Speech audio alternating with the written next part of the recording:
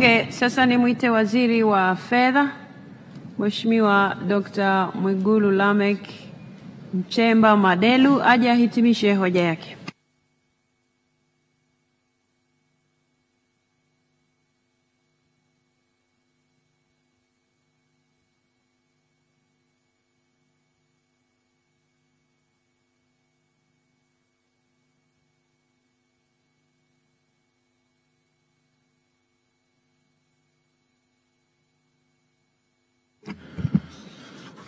Mheshimiwa Spika, na kushukuru kwa kunipa fursa hii ya kuweza kuhitimisha hoja. Nikianza na kumshukuru Mungu kwa kutujalia afya njema na kutuwezesha kushiriki kikamilifu mkutano wa Bunge lako la Jamhuri ya Muungano wa Tanzania ambao unaelekea kufikia tamati wiki hii. Pia napenda kutoa shukrani za dhati kwako mwenyewe Mheshimiwa Spika, pamoja na naibu spika na wenye viti wako, wenye viti wa Bunge, katika kipindi chote ambacho mmeliongoza Bunge wakati wa majadiliano ya hoja ya serikali niliyoiwasilisha tarehe 12 Juni mwaka huu. Mheshimiwa Spika, naomba kukiri kuwa ni kweli kama nilivyobainisha baada ya mimi kumaliza kusoma hotuba ya bajeti kuwa kulikuwa na utofauti kidogo katika hotuba ya soft copy pamoja na vitabu. Jambo hili tumelifanyia kazi. Kwa hali hii ilitokana na maboresho kidogo ambayo tuliyafanya kwa kuwa na kitabu tayari kilikuwa kimekwisha kuchapwa. Hivyo kwa kuzingatia maboresho hayo, naomba nakala tete iliyowasilishwa bungeni iingie katika kumbukumbu rasmi za Bunge kwa kuwa ilikuwa imezingatia maboresho hayo. Aidha, nimewasilisha nakala ngumu 10 za kitabu cha hotuba ya mapendekezo ya bajeti kwa mwaka 2025-2026 iliyoboreshwa kwa kuzingatia kwa ajili ya rejea na kumbukumbu. Hivyo Mheshimiwa Spika, niliombe Bunge lako ile nakala tete niliyoiwasilisha bungeni iingie katika kumbukumbu rasmi za Bunge. Mheshimiwa Spika, napenda kutambua kazi kubwa inayofanywa na kamati ya kudumu ya Bunge ya bajeti chini ya mwenyekiti wake Mheshimiwa Oran Manase Njeza, mbunge wa jimbo la Mbeya vijijini, kwa ushirikiano mkubwa waliotupatia na kutoa maoni muhimu, hivyo kuwezesha maboresho ya taarifa hizi. Aidha, napenda kuwashukuru waheshimiwa mawaziri wote waliotoa ufafanuzi wa hoja mbalimbali zilizoibuliwa na waheshimiwa wabunge wakati wa mjadala. Napenda pia kutumia nafasi hii kutoa shukrani zangu za dhati kwa waheshimiwa wabunge wote waliozungumza na wale waliochangia kwa maandishi. Mheshimiwa Spika, nitumie fursa hii pia kumpongeza kipekee na kumshukuru ndugu yangu, kaka yangu Profesa Kitila Mkumbo. Profesa, kweli yeye ni mwalimu, kweli yeye ni profesa. Tumefanya naye kazi kwa ukaribu sana, na hiyo imekuwa chachu ya kurahisisha utendaji kazi, mimi kama waziri pamoja na timu yangu ya Wizara ya Fedha, lakini pamoja na timu ya Wizara ya Mipango na Uwekezaji. Profesa, hongera sana na tunakushukuru sana. Na kama nilivyosema siku nawasilisha hotuba ya serikali, tunawaomba wananchi wa Ubungo wakuchague tena, wakurudishe, kwa sababu bado tunakuhitaji uendelee kutoa mchango wako kwa taifa hili. Umefanya kazi kubwa mbali na uandishi wa dira pamoja na mipango, lakini pia tumekuwa tukishirikiana kwa ukaribu katika hatua za utekelezaji wa miradi. Kama ambavyo unajua, miradi inaanzia kwanza kwenye mipango kabla haijaenda kwenye kupata fedha. Nimpongeze pia Mheshimiwa Naibu Waziri, mjumbe wa kamati kuu, Mheshimiwa Chande. Kama ambavyo nilisema wakati ule, amekuwa naibu waziri wa mfano, naibu waziri wa viwango vya Wizara ya Fedha. Mheshimiwa Spika, Wizara ya Fedha ina vikao ambavyo vinapangwa kabla ya vikao vingine. Kwa kuna wakati tunakuwa kwenye vikao hivyo vya majira ya kipupwe pamoja na mikutano mikuu ambavyo vingine vinaingiliana na shughuli za kibunge. Mara zote ninapokuwa kwenye vikao hivyo, Mheshimiwa Spika, namkuta naibu waziri Chande ametekeleza majukumu kwa niaba na amefanya kikamilifu na tena bila kuleta mzozo kwenye kamati, na hivyo kuleta ufanisi, kufanya ufanisi wa wizara uweze kufanikiwa. Mheshimiwa Spika, vile vile nimpongeze naibu waziri wa upande wa mipango na uwekezaji. Amefanya kazi nzuri, kazi yake ni nzuri. Na Mheshimiwa Spika, manaibu waziri hawa walikuwa wanatumika kama wizara bado moja vile. Kuna wakati tunamwazima Mheshimiwa naibu waziri wa mipango na uwekezaji anasaidia kwenye shughuli za wizara ya fedha, na kuna wakati naibu waziri wa wizara ya fedha anasaidia kwenye shughuli za mipango na uwekezaji. Hiyo yote ilikuwa ni katika ushirikiano na wameshirikiana vizuri sana. Tuombe wananchi wa Kojani pamoja na ndugu zangu wa Maswa mturudishie tena manaibu waziri hawa. Mheshimiwa Spika, nitamalizia mwishoni kuwaomba wananchi wa Tanzania wawachague tena wabunge hawa wote wa Bunge la Jamhuri ya Muungano wa Tanzania, kwa sababu kazi ambayo waheshimiwa wabunge hawa wa Bunge la Jamhuri ya Muungano wa Tanzania wameifanya ni kazi ya kutukuka. Mheshimiwa Spika, niseme mambo machache na yale ambayo yanahusisha hatua za kikodi. Mheshimiwa Spika, tutatolea ufafanuzi kwa sababu bado tuna mjadala wa finance bill ambao panapo majaliwa tutawasilisha kesho. Kwa hiyo kuna hoja ambazo tumeendelea kuwa na majadiliano na kamati. Pale tutakapokuwa tumemaliza, hata jana tumemaliza takriban saa 6 usiku na leo baada ya shughuli tutakuwa na kikao. Kwa hiyo majibu yake tutayatoa baada ya kuwa tumeshaweka uelewa wa pamoja na mashauriano ya pamoja na kamati. Mheshimiwa Spika, nitumie bunge lako tukufu kulitangazia taifa kwamba nchi yetu ilikuwa kwenye grey list, nchi zile zinazoangaliwa kwenye masuala ya utakasishaji wa fedha. Nitumie bunge lako tukufu kutangazia taifa kwamba panapo mwezi huu, wiki iliyopita, nchi yetu imeondolewa kwenye nchi ambazo ziko kwenye green list, ambazo zilikuwa katika uangalizi kwenye masuala hayo ya utakasishaji wa fedha. Hii ni hatua kubwa, ni hatua yenye heshima kwa taifa letu, ni hatua kubwa na imetokana na uongozi bora wa Mheshimiwa Rais Dr. Samia Suluhu Hassan ambao ameendelea kufanya kwenye masuala ya good governance, kwenye masuala ya fedha na kwenye masuala ya uendeshaji wa serikali unaozingatia masuala ya kitaasisi. Kadhalika, Mheshimiwa Spika, katika wiki iliyopita kampuni ya credit rating ya Fitch imeweza tena kuihakikishia Tanzania kwa chapisho lake kwamba imepata B+. Utakumbuka kampuni ilifanya credit rating, iliendesha zoezi kwa mwaka jana na mwaka juzi, na mwaka huu imeendesha na imeendelea kusisitizia kwamba Tanzania ina B+ na uchumi ambao una matazamio ya uimara. Waziri wa mipango na uwekezaji ametoka kuelezea uimara huo. Niliona nilielezea ili chapisho mpya ambalo limetoka wiki iliyopita ambalo limeendelea kusisitiza kile ambacho Mheshimiwa Waziri wa Mipango ametoka kukielezea hivi punde. Mheshimiwa Spika, katika hoja ambazo zilikuwa zimejitokeza ambazo ningetamani kuzielezea, hoja ya kwanza ambayo ilijitokeza ni hoja inayohusu deni la serikali. Mheshimiwa Spika, naomba nielezee jambo hili kwa utaratibu kufuatana na mijadala ambayo imekuwa ikijitokeza. Mheshimiwa Spika, swala la deni la serikali, na naomba wananchi kwenye hili tusikilizane vizuri na waheshimiwa wabunge. Moja, kuna hoja mbili.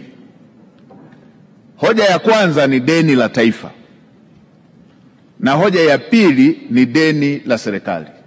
Mheshimiwa Spika, deni la taifa ni deni lile linalohusisha deni la serikali pamoja na deni la sekta binafsi, yote ndani pamoja na nje. kwamba kama kuna mfanyabiashara amekopa kwenye taasisi za kifedha, ameongeza mtaji, amewekeza, linapoandikishwa linakuwepo kwenye deni la taifa. Kwa hiyo si kila wakati panapokuwepo na kukua kwa deni la taifa ni tafasiri mbaya. Si kila wakati kwamba ni tafasiri mbaya, kwa sababu kwa utaratibu wa uendeshaji wa uchumi, kama mtakuwa na makampuni ambayo hayana mitaji, yanaendesha utaratibu wa kibiashara kwa utaratibu hizi za zisizo rasmi, si jambo la kujivunia.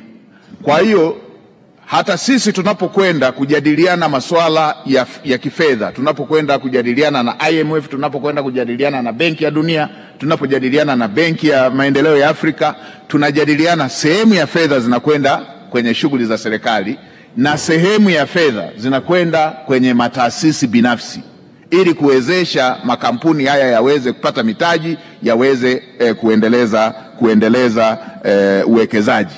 Na huu ni utaratibu wa kawaida duniani kote. Kwa hiyo la kwanza hilo,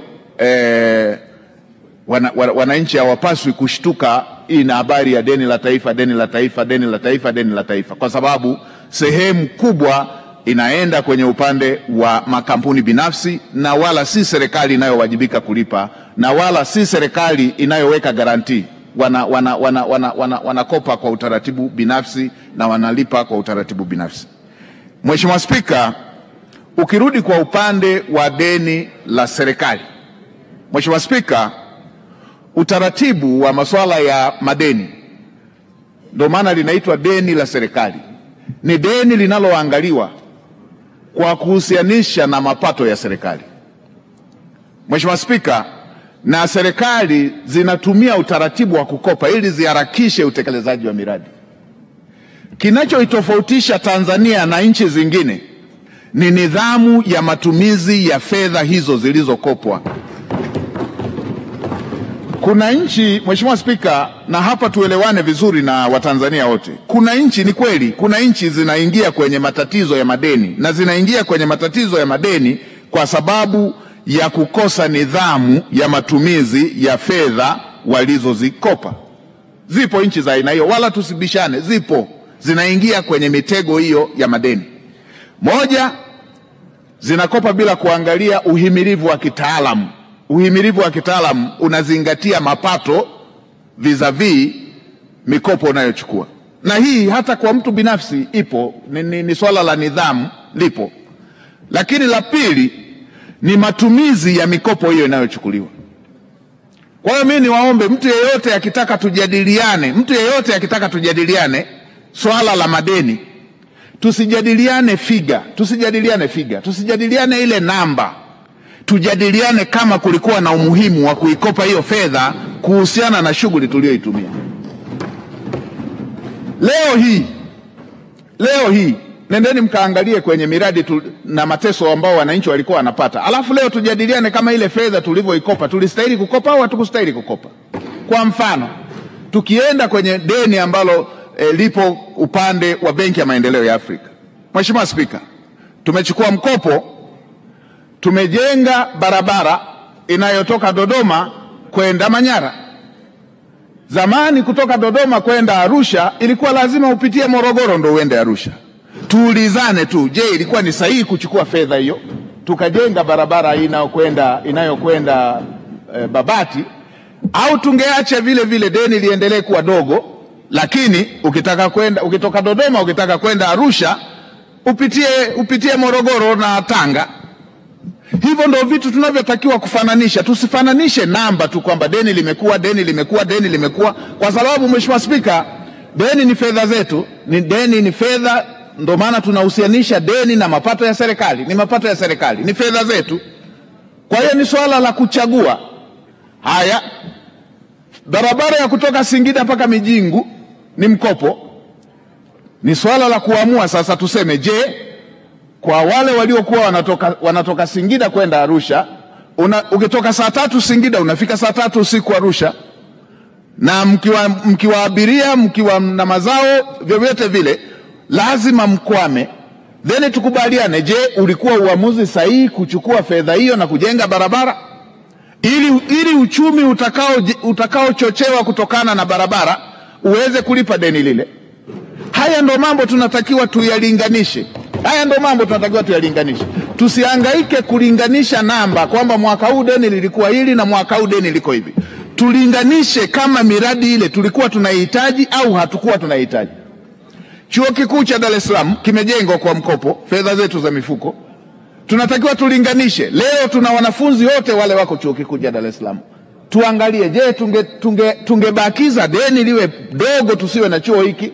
Tuendelee kuchagua wanafunzi wachache waende vyuo vikuu, au hivi ambavyo wanafunzi wengi wameweza kwenda kusoma kwenye vyuo vikuu? Hivyo hii nimetaja miradi michache tu. Tuna miradi mingi mingine ambayo imejengwa kwa utaratibu wa aina hii. Hata hapa kutoka Iringa kuja Dodoma ilikuwa lazima upite Morogoro ndo uende Iringa. Hatupaswi kuulizana kuhusu fedha iliyotumika, kuhusu deni lililoongezeka kutokana na fedha tuliyotumia kujenga. Tuulizane kama, je, tulikuwa tunahitaji barabara hii au tungebakiza deni libaki dogo lakini tuwe tunazunguka kutokea Dodoma unaenda Morogoro kwanza ndio uende Iringa. Mheshimiwa Spika, ipo mingi, hata mkongo wa taifa, data hizi tunazotumia, bomba la gesi ni mkopo. Je, tunatakiwa tuulizane kama tungehitaji tuendelee kubakia kidigitali au kubakia kianalogia au tuende kidigitali halafu tuchachue uchumi. Sasa hivi tunasemea uchumi, kila kitu ni digitali.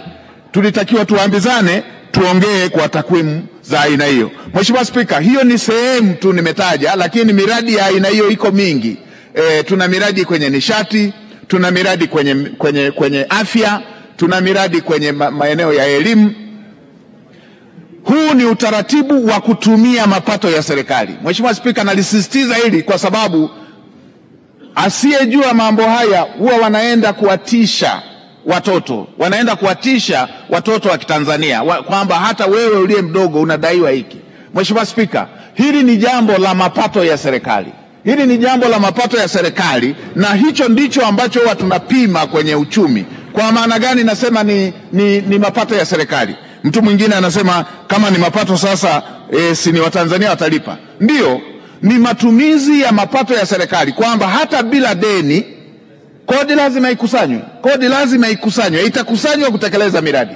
Sasa serikali inaamua kwamba badala nitumie makusanyo ya kila mwezi kumlipa mkandarasi kwenye mradi ambao ukitumia makusanyo ya kila mwezi utaujenga kwa miaka 50, unaamua kwamba nikope muda huu ili mkandarasi amalize mradi na aondoke, halafu yale mapato yangu ambayo ningeyatumia kwenye mradi ule nitumie kurejesha, na yale mapato ni mapato ya serikali. Mheshimiwa Spika, ndio maana tunapima kwa kutumia vigezo vya mapato ya serikali. Huo ndio uhimilivu tunaoongelea. Mheshimiwa Spika, nilisema siku ile kwamba hata katika maisha ya kawaida, hata kwenye maisha ya kawaida, mtu akishakuwa na chanzo cha mapato kinachoaminika, anakipeleka chanzo kile cha mapato ili aweze kupewa mkopo. Anakadiria yale mapato yake kwamba kama kwa mwezi mapato yake ni 500,000, anaweza kuyavuta yale mapato ya 500,000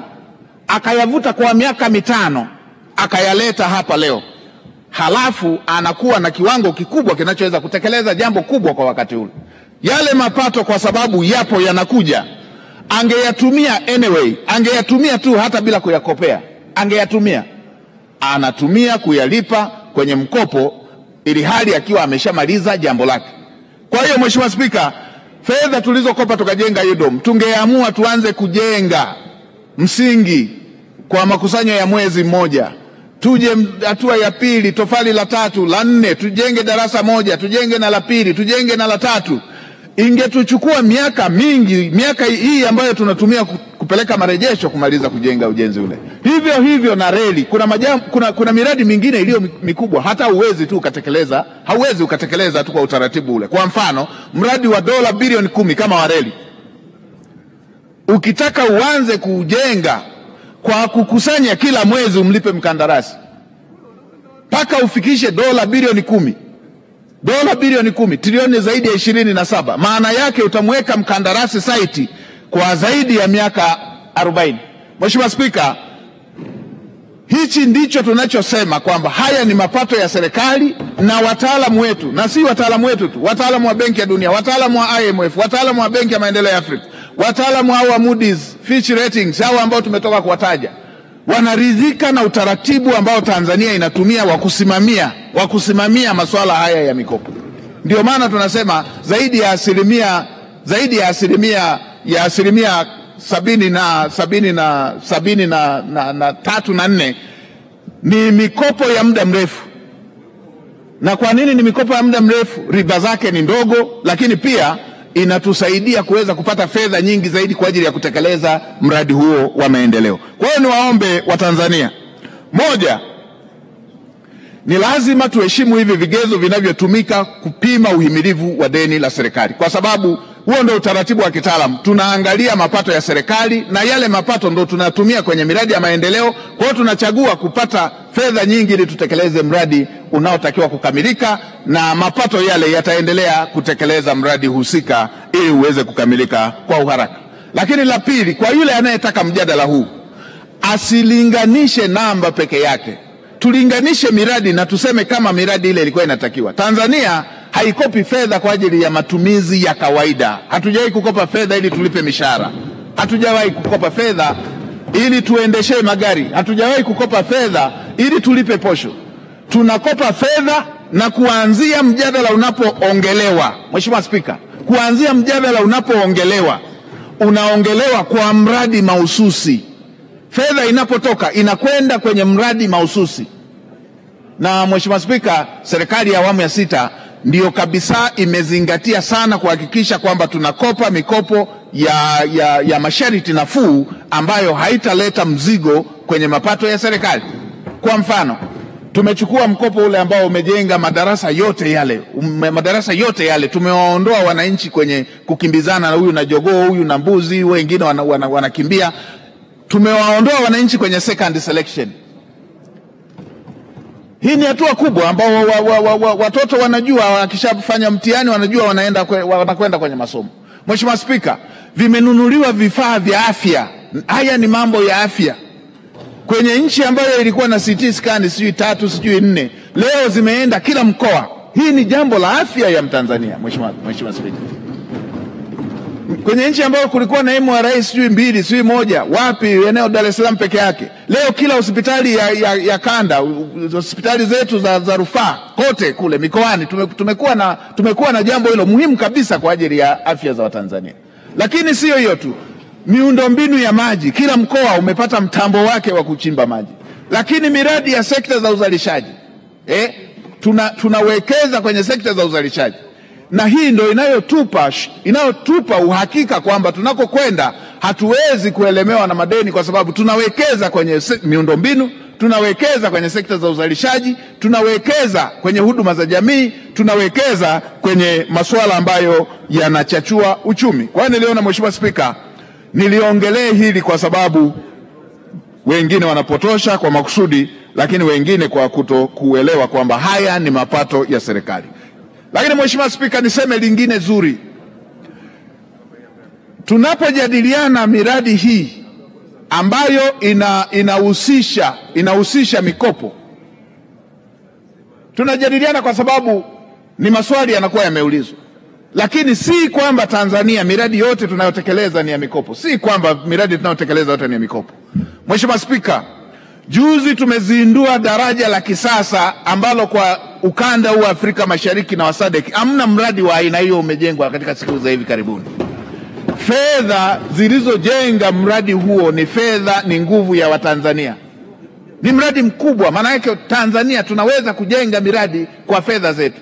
Na tunapotekeleza mradi ambao unahitaji uharaka wake, tunatumia njia hizo ambazo nimezisema. Lakini tumekamilisha ujenzi wa bwawa la Mwalimu Nyerere. Tumetumia fedha zetu. Ni mradi mkubwa na wenyewe tumeweza kutekeleza, unaoonyesha kwamba nchi yetu ina uchumi unaoweza kusimama na ukaweza kutekeleza jambo kubwa la manufaa kwa Watanzania. Hili ni eneo kubwa ambalo Tanzania imefanya na Mheshimiwa Spika, tumefanikiwa kwa kiwango kikubwa, na ni muhimu haya mambo yawekwe sawa ili watu wasiwe wanachanganya. Tumeenda kwenye utaratibu wetu wa vipimo, tumeviangalia vyote kama nilivyotoka kusema, na indication zake zote kama nilivyosema wakati wa kuwasilisha bajeti. Tulisema jinsi ambavyo takwimu za kitaalamu zinaonesha, na jambo hilo ni dhahiri, na taasisi zote zinazopima masuala ya madeni yamesema hivyo. Mheshimiwa Spika, sisi tunalo faili la kuanzia mkopo wa kwanza uliokopwa mwaka 1963 ulienda kwenye shughuli ya maendeleo, na serikali zote zimeendelea na utaratibu huo. Tunayo hiyo orodha. Tanzania inaendelea kuwa na heshima ya fedha zake zinazotokana na mikopo kwenda kwenye miradi ya maendeleo. Na Mheshimiwa Spika, kwenye faili hilo tuna miradi takribani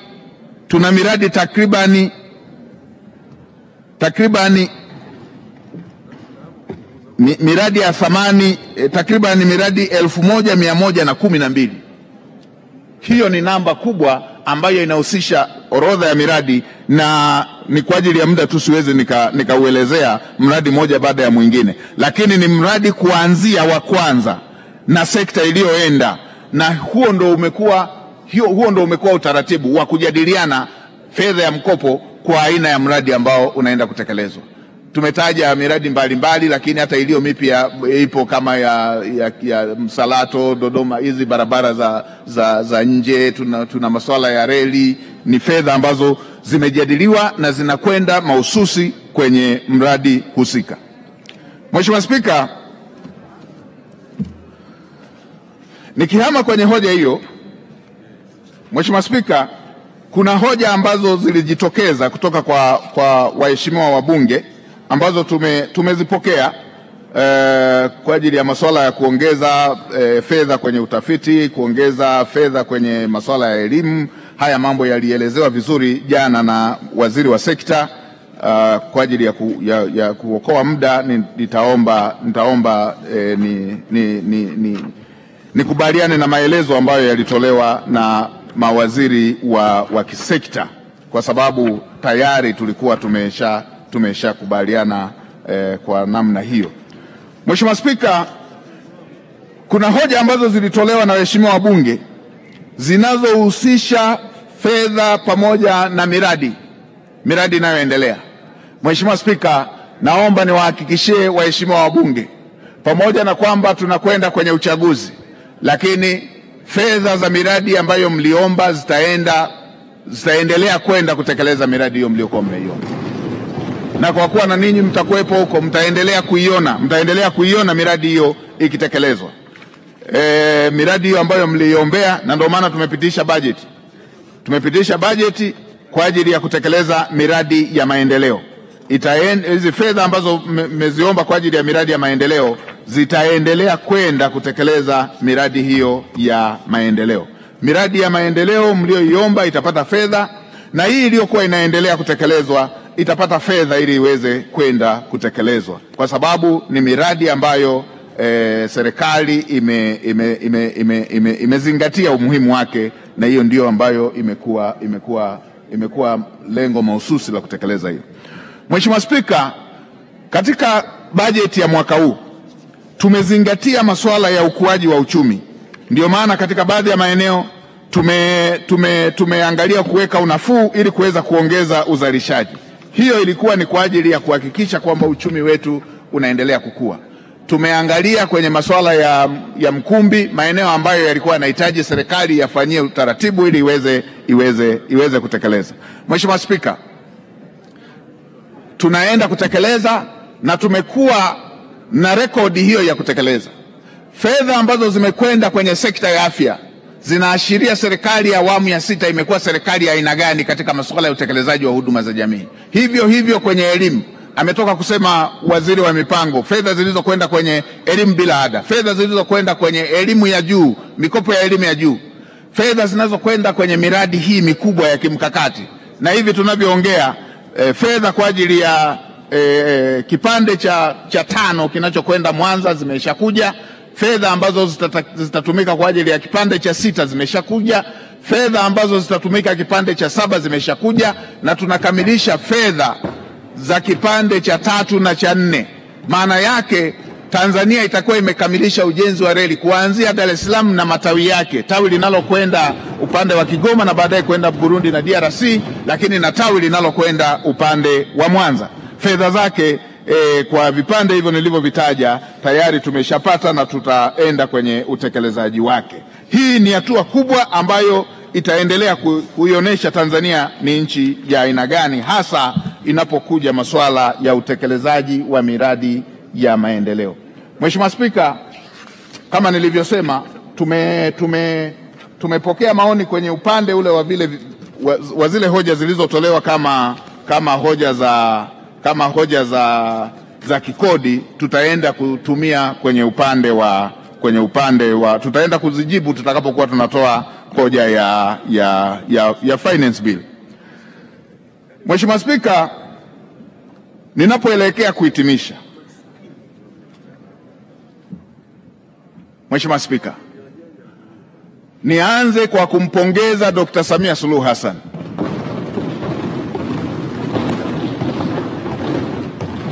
Nilisema wakati natoa hoja hapa, na hii iingie kwenye kumbukumbu. Mheshimiwa Spika, Rais wetu ameonyesha umahiri wake, na Mheshimiwa Spika, umahiri wa nahodha huwa unapimwa wakati wa msukosuko.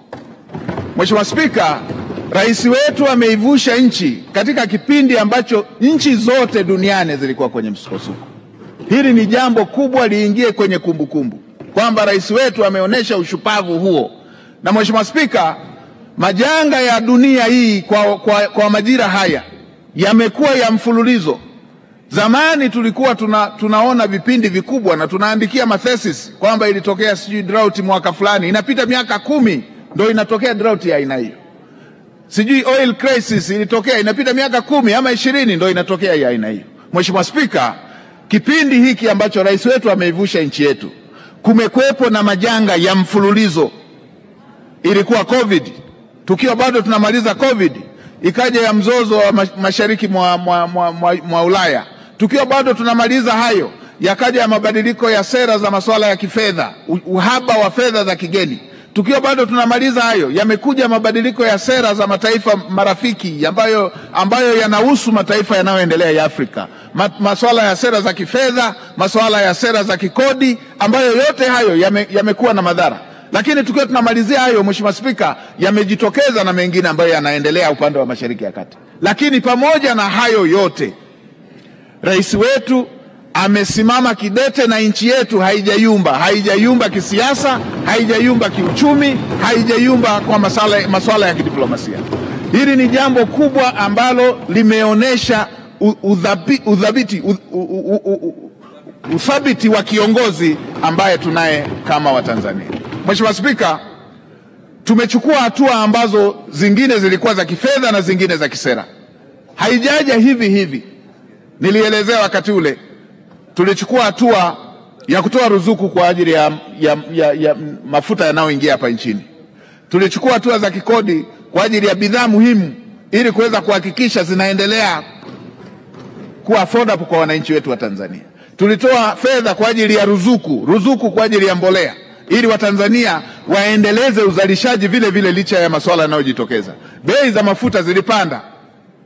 Mheshimiwa Spika, nchi zingine walianza kupimiana mafuta kwamba kwenye gari A hautakiwi kuweka kiasi fulani cha mafuta, na ukishaweka hautakiwi kurudi tena kuweka mafuta ndani ya siku kadhaa. Lakini Tanzania tuliendelea kama vile hakuna tatizo lililojitokeza. Hii ni hatua ambayo inatakiwa iendelee kueleweka kwa kila Mtanzania. Lakini si hilo tu, masuala ya kiuchumi, Mheshimiwa Spika, ametoka waziri wa mipango kuyaelezea. Si nchi zote zimeendelea kuwa na macros za aina hiyo, na Mheshimiwa Spika, takwimu hizi zinaonekana pia kwenye maisha ya Watanzania. Hii yote ni jambo ambalo limefanyika na limeendelea kuonekana ushupavu wa rais wetu yanapokuja masuala ya uongozi wa taifa letu. Mheshimiwa Spika, tunapoelekea kwenye uchaguzi, CCM imemchagua Dr. Samia Suluhu Hassan na Dr. Emmanuel Nchimbi kupeperusha bendera ya Chama cha Mapinduzi. Mheshimiwa Spika, lakini haijawachagua tu wale, imekamilisha ilani ambayo inaelezea mambo mazuri ambayo Tanzania inaenda kuyapata katika awamu inayofuata. Na si hapo tu, imekamilisha dira ambapo ndiko mipango ya muda mfupi mwaka mmoja na miaka mitano itakayotokea. Mheshimiwa Spika, hii ndio tofauti ya Chama cha Mapinduzi na vyama vingine vyote. Ni chama ambacho kinapanga mambo ambayo kinataka kuwafanyia Watanzania, kinaweka wazi na wenyewe wanapima kwamba hili tunalihitaji. Kimeelezea transformation itakayofanyika kwenye sekta za uzalishaji. Kimeelezea kazi iliyosalia kwamba kama umeme umeshafika kila kijiji, inayofuata ni kila kitongoji na kila kaya. Kama asilimia imefuata ni kumtua mama ndoo kichwani kwenda kwenye kila kaya ipate maji. Kimeelezea kwenye elimu, kutoka kwenye elimu tuliokuwa tunapata kwenda kwenye elimu ya amali, kwenda kwenye elimu ya ujuzi, mtoto wa Kitanzania aende kupata elimu ya aina hiyo. Imeelezea hivyo hivyo kwenye miundombinu. Ndio maana tunasema, Mheshimiwa Mwenyekiti, Mheshimiwa Spika, tunaenda kwenye uchaguzi tukiwa na wagombea wa urais pamoja na mgombea mwenza ambao hatubahatishi, tuna uhakika nao. Kazi yao tunaijua na tunajua utendaji wao, tunajua vision yao na tunajua patriotism yao kwa taifa letu. Tunaenda kwenye uchaguzi tukiwa na chama chenye ilani ambayo inajulikana na Watanzania. Wanaenda kuchagua mambo wanayotaka serikali iyafanye. Mheshimiwa Spika, niliona niyaseme haya kwa sababu tunaelekea mwisho. La mwisho, Mheshimiwa Spika, niendelee kuwapongeza Watanzania kwamba hata sasa tunapoelekea kuhitimisha ngwe ya sasa, Mheshimiwa Spika, Watanzania walichagua wabunge makini. Watanzania walichagua wabunge makini. Mheshimiwa Spika, leo hii kila sekta wanayoielezea kufanikiwa, taja sekta yoyote. Mheshimiwa Spika, kwa taratibu za kibunge, sekta hiyo ilikuwa na kamati ya bunge inayofanya nao kazi. Sekta zote. Sisi tulikuwa na kamati ya bajeti pamoja na PIC, wenzetu wa miundombinu walikuwa na kamati zao za miundombinu, wa huduma za jamii walikuwa na kamati zao za huduma za jamii, na kazi imefanyika vizuri. Watanzania walichagua wabunge makini. Mheshimiwa Spika, wakati tunaingia hapa bungeni, ilikuwepo minong'ono kwamba wabunge hawa wengi itaonekana ni chama kimoja. Mheshimiwa Spika, sisi tulioko serikalini ndio tunaweza tukasema ilikuwa tunajipanga sana tunapokwenda kukutana na kamati ya bunge. Tulikuwa tunajipanga sana tunapoleta hoja hapa bungeni. Mheshimiwa Spika, uliona mwenyewe moto ulivyokuwa unawaka. Wabunge hawa, uchama na urafiki tulikuwa tunakutana nao tukitoka kwenye shughuli za kazi. Tukienda kwenye bonanza ndo tunakuwa marafiki. Mheshimiwa Spika, kwenye kamati palikuwa panawaka na bungeni palikuwa panawaka. Niwapongeze sana Watanzania, na wala wasipate shida kuwarudisha tena wabunge hawa. Wamesimamia fedha ambazo Dr. Samia Suluhu alipeleka majimboni. Miradi ile wanayoiona imefanikiwa, Dr. Samia Suluhu Hassan amempeleka majimboni, lakini wabunge hawa wamefuatilia kuanzia hapa bungeni na wamefuatilia kule kwenye miradi iliyokuwa inatekelezwa. Mheshimiwa Spika, ni bunge hili ambalo Watanzania walichagua limepata spika wewe hapo, na umekuwa rais wa mabunge yote duniani. Hii inaonyesha ni namna gani Watanzania walichagua bunge makini sana. Mheshimiwa Spika, ni bunge hili lina waziri mkuu Majaliwa, umeona kazi ambayo yamefanya. Ni bunge hili lina naibu spika pamoja na wale wenye viti. Ni bunge hili lina naibu waziri mkuu Doto Biteko, na mmeona kazi ambazo wabunge hawa mliowaleta na baadaye wakapata kazi ya kumsaidia Mheshimiwa Rais, kazi waliofanya. Lakini ni bunge hili lina mawaziri wote hawa na kazi hizi ambazo Mheshimiwa Rais alimwamini kila mmoja. Mmeona kazi ambavyo imefanyika. Na Mheshimiwa Spika, kwa wabunge wote hapa, amesema vizuri kaka yangu, na kwa sababu ni kaka yangu ambalo ameshalisema, mimi naendelea kupigia mstari tu. kwamba hata sisi tuliopata fursa ya kukaa hapa ilikuwa ni dhamana tu. Angeweza kuwa mbunge yeyote hapa na angeweza kufanya kazi nzuri hiyo. Hii ni ishara kwamba Watanzania mlichagua wabunge makini na ambao wameweza kufanya kazi nzuri. Mheshimiwa Spika, naweza nikakupa mifano michache tu nikiwa nahitimisha. Mheshimiwa Spika, unaona wabunge ambao kuna muda walikuwa backbencher na baadaye wameingia serikalini, umeona kazi walivyochapa. Hiyo inaashiria ni aina gani Watanzania walileta wabunge hapa. Kwa hao waliokuja, angeweza kuwa mbunge yeyote hapa. Wamekuja na kazi imeonekana. Naweza nikataja wachache. Mheshimiwa Jerry Silaa, umeona kazi yake anayofanya. Alikuwa kiongozi wa kamati, alikuwa kwenye kamati. Kwa hiyo angeweza kuwa mbunge yeyote, jinsi bunge hili lilivyokuwa na wabunge makini. Mheshimiwa Deus Sangu alikuwa kwenye kamati, mwenyekiti wa kamati, alikuwa mjumbe wa kamati, ameingia serikalini, umeona kazi aliyoifanya. Zainabu Katimba alikuwa kwenye kamati, ameingia, mmeona kazi aliyofanya. Judith Kapinga alikuwa kwenye kamati, ameingia, mmeona kazi aliyofanya. Daniel Siro alikuwa kwenye kamati, ameingia, mmeona kazi aliyofanya. Kosato Chumi alikuwa kwenye kamati, ameingia, mmeona kazi aliyofanya. Dennis Londo alikuwa kwenye kamati, ameingia, mmeona kazi aliyofanya. Elkizanda Mnyeti alikuwa kwenye kamati, ameingia, mmeona kazi aliyofanya. Danstan Kitandula alikuwa kwenye kamati, ameingia, mmeona kazi aliyofanya. Stanislaus Nyongo alikuwa kwenye kamati, ameingia, mmeona kazi aliyofanya. David Kienzile alikuwa kwenye kamati, ameingia serikalini, mmeona kazi aliyofanya. Hamadi Chande pamoja na Kiruswa walikuwa kwenye kamati, wameingia, mmeona kazi waliyofanya. Hii ina maana gani? Watanzania mlichagua wabunge makini, na yeyote akiingia alikuwa anafanya kazi, na hicho ndio kipimo cha kazi wanazoendelea kuzifanya kule kwenye kamati. Mheshimiwa Spika, nikiwa namalizia hii, hata tusikae kimya. Kesho kuna dabi. Mimi nawatangazia tu hiyo, bosi wangu atakapokuja kesho kutwa atatoa matokeo. Na hiyo haina kipengele. Tunawatakia kila laheri watakapokwenda kesho. Watakapokwenda kesho tunawatakia kila laheri. Na mambo yote yako vizuri, kwa hiyo kesho tunawatakia kila laheri. Tunawatakia kila laheri. Tunawatakia kila laheri, na sitaki kuweka maneno mengi kwenye hilo, lakini naamini itakuwa ni jambo jema sana kwa sababu limesubiriwa kwa muda mrefu. Mheshimiwa Spika, kabla sijahitimisha, niwashukuru sana wananchi wangu wa jimbo la Iramba.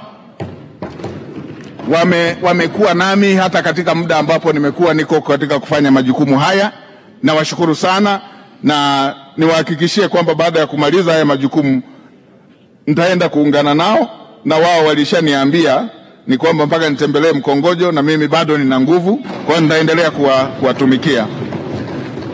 Mheshimiwa Spika, na mimi nishukuru pia familia yangu ambao wajuzi walikuwepo hapa, mama pamoja na watoto wote. Nawashukuru sana kwa kuwa nasi katika maombi pamoja na kuniunga mkono ninapokuwa kwenye haya majukumu. Mheshimiwa Spika, kabla ya kuendelea kuhitimisha, nichukue fursa hii pia kuwashukuru taasisi zote za kifedha ambazo tumefanya nao kazi kwa ukaribu sana. Taasisi za kifedha pamoja na nchi washirika wa maendeleo wa Tanzania, tunatambua mchango wao. Niliutaja kwa kirefu, lakini tunatambua mchango wao. Nishukuru mataasisi yote ya ndani ya nchi pamoja na mihimili mingine, ikiwemo na muhimili wa bunge, muhimili wa mahakama, muhimili mzima wa upande wa sheria. Kila tulipokuwa tuna jambo letu walitusaidia sana. Na ninapopongeza muhimili huu, niutaje kwa upekee Mheshimiwa Attorney General, mwanasheria mkuu wa serikali. Amekuwa na msaada mkubwa sana katika sisi kufanikisha masuala haya ya kifedha. Mheshimiwa Spika, wakati mwingine mwanasheria mkuu, kwa jinsi ambavyo tunaenda naye kwenye kazi, huwa naanza kuona kwamba yeye ni mwanasheria lakini pia ni mchumi, kwa jinsi anavyoyaelewa haraka masuala haya na umuhimu wake, na amekuwa msaada sana. Tushukuru pia Chief Secretary, amekuwa kiunganishi muhimu katika kutekeleza majukumu haya, na niwashukuru wataalamu wa Wizara ya Fedha. Mheshimiwa Spika, mimi kuwa waziri wa fedha imetegemea sana ubora wa wataalamu ambao nafanya nao kazi, nikianza na katibu mkuu Dr. Natu Mwamba ambaye ni mwalimu wangu pamoja na manaibu wake ambao wamefanya kazi nzuri na ni watu wanyenyekevu sana, na hata waheshimiwa wabunge wanapokutana kwenye kamati wanatambua. Nimtaje kwa upekee Kamishna Jenerali wa Mapato. Mheshimiwa Mwenyekiti, ilikuwa kila nikikaa hapa napokea malalamiko kutoka kwa mbunge, lakini Kamishna Jenerali ameweza kuzielewa falsafa za Mheshimiwa Rais. Amekusanya mapato, na hata hapa wabunge sijapata manunguniko ya kila dakika kutoka kwenye majimbo yenu. Nikupongeze sana. Nimpongeze Gavana wa Benki Kuu pamoja na taasisi zingine zote. Gavana wa Benki Kuu ametusaidia kusimamia masuala ya sera za kifedha pamoja na sera za kiuchumi kwa ujumla. Ndio maana tumeweza hata leo kutaja jinsi ambavyo tumevuka. Lakini nitaje na taasisi zingine zote zilizo chini ya Wizara ya Fedha, tukiwa na NBS pamoja na taasisi zingine zote ambazo tunafanya nazo kazi kwa ukaribu. Mmekuwa nguzo muhimu sana, na washukuru sana, na kwa kweli nawatakia kila laheri na muendelee kulitumikia na kulipenda taifa letu kama ambavyo mmefanya. Mheshimiwa Spika, baada ya maelezo hayo, naomba sasa bunge lako tukufu likubali kupitisha makadirio ya mapato na matumizi ya serikali ya jumla ya shilingi trilioni 56.49 kwa mwaka 25-26 kama nilivyowasilisha katika bunge lako tukufu. Mheshimiwa Spika, naomba kutoa hoja. Mheshimiwa wabunge, hoja imeungwa mkono. Asanteni sana. Asante sana Mheshimiwa Waziri. Nakushukuru.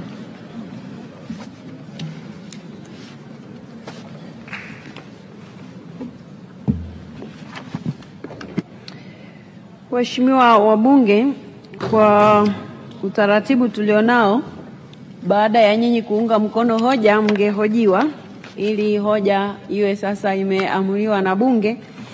Lakini sasa tunafahamu kwa sababu hoja hizi zote mbili tutapiga kura baadaye, kura ya wazi, na kwa hivyo mlikumbushwa jana, niwakumbushe tena wale ambao wako nje ya hapa wajikute wako hapa majira ambayo tutakubaliana hapa kwamba tunakutana kwa ajili ya kuanza zoezi la kufanya maamuzi kuhusu hoja hii ambayo mmeshaiunga mkono.